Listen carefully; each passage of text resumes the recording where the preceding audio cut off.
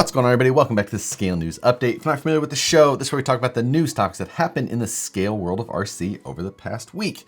If you enjoy the Scale News Update, hit the like button. Let's jump into this week's topics. First for this week, Axial released a new version of the SCX24, this time the Gladiator, and maybe a little partial, but definitely the best looking SCX24 they've released yet.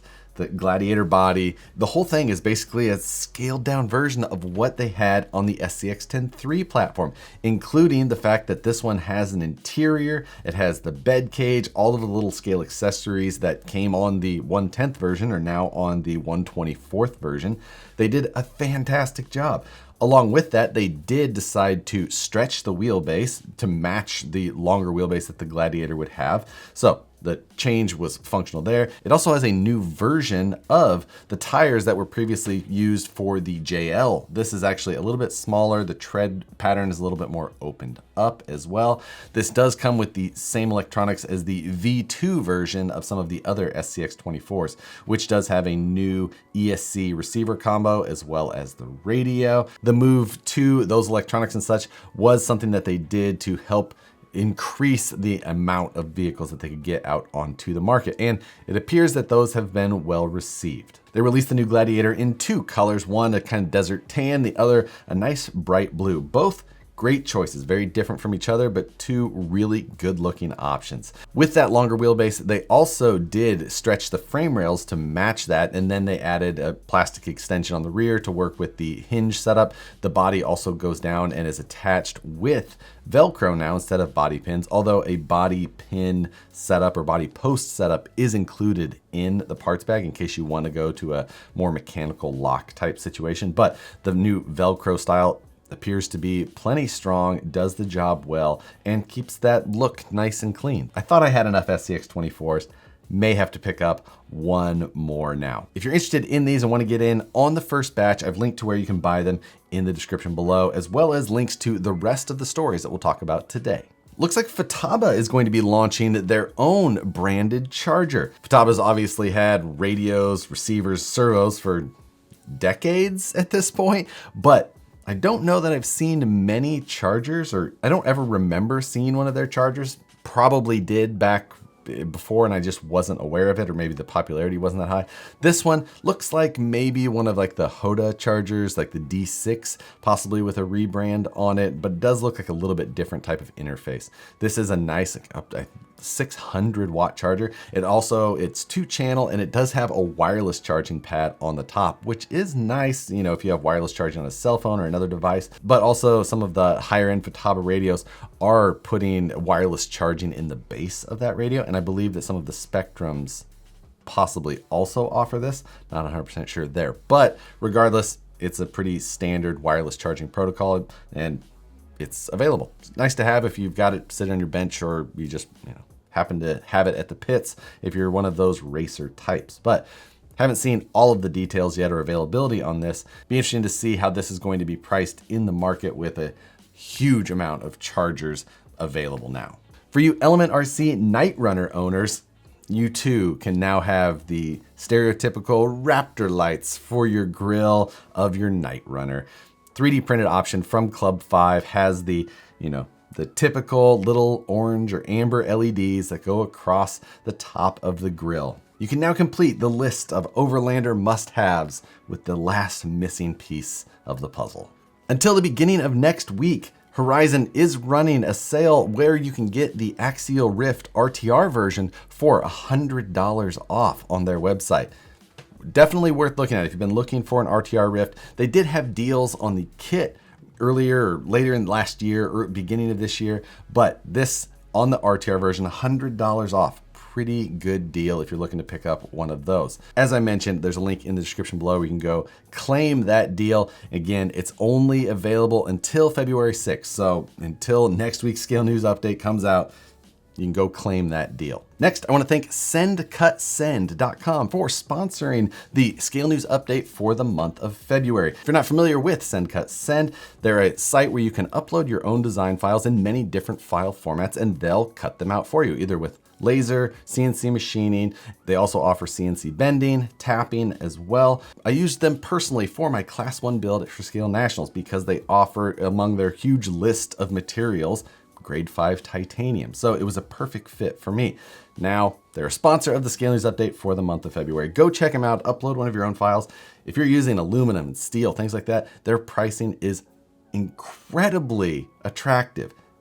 Take a file, whatever you have, and upload it. You can get instant quotes on the website. It's worth a look, and trust me, you'll be surprised at the pricing. So go check them out. And again, thanks to Send Cut Send for sponsoring the month of February.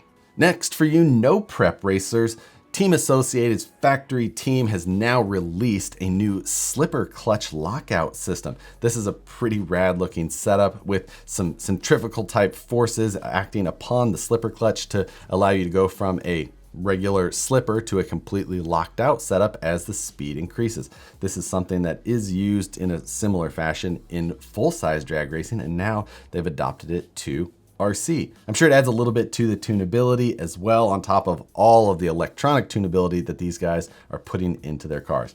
Definitely impressive. Cool to see some of the full-size versions of parts coming down and being adapted to no prep racing. Check it out, linked in the description as well. And also for you no prep racers, the Maclan DRK TSR edition is in stock currently at AMA. Seems like ESCs, drag racing ESCs specifically, can be tough to get your hands on in the past several months. So this one just added and in stock on their website. So if you're looking for one of these or looking for a DRK in general, this is the time to jump on it. Again, supply and demand still kind of off the charts. If you're not familiar with that ESC, it is a drag race specific. The DRK is Drag Race King, I believe, and this is their latest version of that. So high amperage, highly tunable type ESC. If you need more info in it, linked all of the details in the description below. You can go check it out, pick it up if you need it. Next, the Absima 1/7 MAMBA RTR ROCK RACER. And if this isn't the most WWF Monster Jam knockoff laser nut thing I've ever seen, I have no idea what is. This thing is hilarious. It's got the side exit headers that kind of run down the side, but like the exhaust, like where the exhaust manifolds would be, are vertical for some reason. It's got what looks like snake eyes in the front. It's like a melted Twin Hammers hood snake head thing on top of a very clearly knockoff style laser nut cage.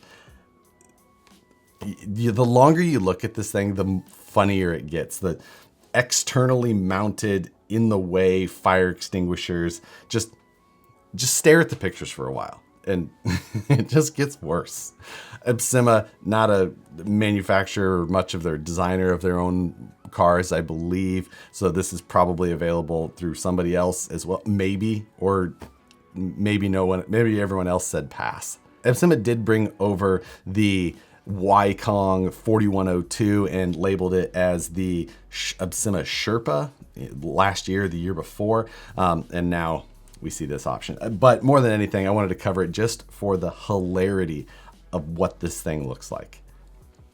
Take a look for yourself. You let me know what you think. Draw your own conclusion. And on top of everything else, it's almost $900. And speaking of wildly ridiculous looking models, how about this one from Carisma? To start out with, it's a Land Rover Series 2, which is never an attractive vehicle in any form or scale.